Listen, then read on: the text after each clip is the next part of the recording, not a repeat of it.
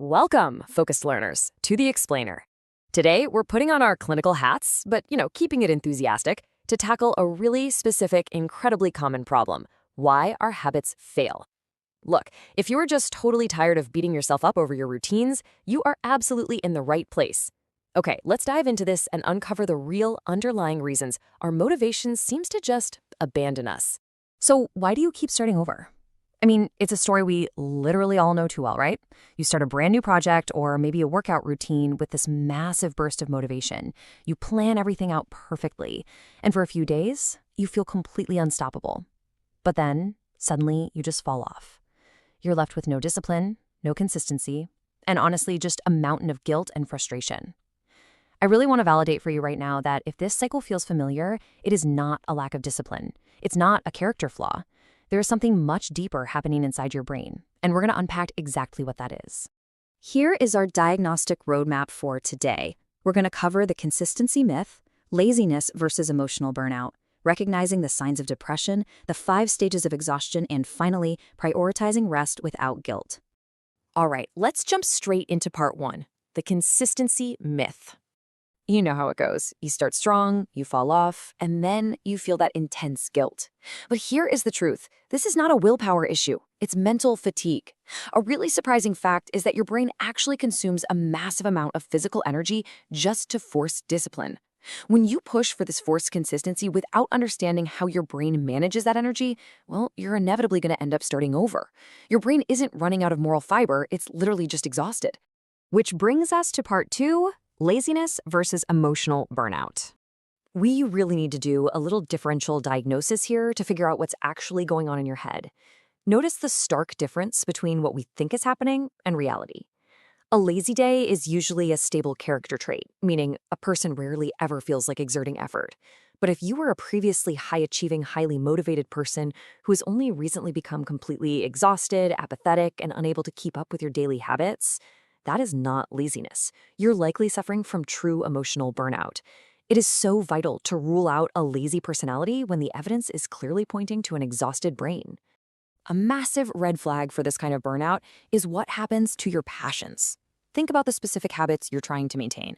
A really clear marker of burnout is that you used to genuinely love your work or your hobbies, but because you've pushed yourself and overworked to the absolute limit, you now struggle to find any enjoyment in them whatsoever. You might even feel a deep, secret resentment toward them. That flip from genuine love to secret resentment, that is your brain's alarm system going off. Now, moving right along to part 3, recognizing signs of depression. It's super crucial to be cautious here because sometimes what looks like inconsistency is actually masking a much deeper clinical illness. A fascinating and honestly often misunderstood concept here is depersonalization. When you're struggling with severe emotional burnout or trauma, you might experience this strange emotional numbness. You just go through the motions on autopilot. It feels almost like you're watching your own life from the outside, feeling totally empty or detached from your own self. And maintaining a structured routine, it's completely impossible when you're battling that overwhelming sense of helplessness. We also need to draw a really firm line between burnout and depression. As the American Psychological Association defines it, a major hallmark of a depressive episode is a markedly diminished interest or pleasure in activities.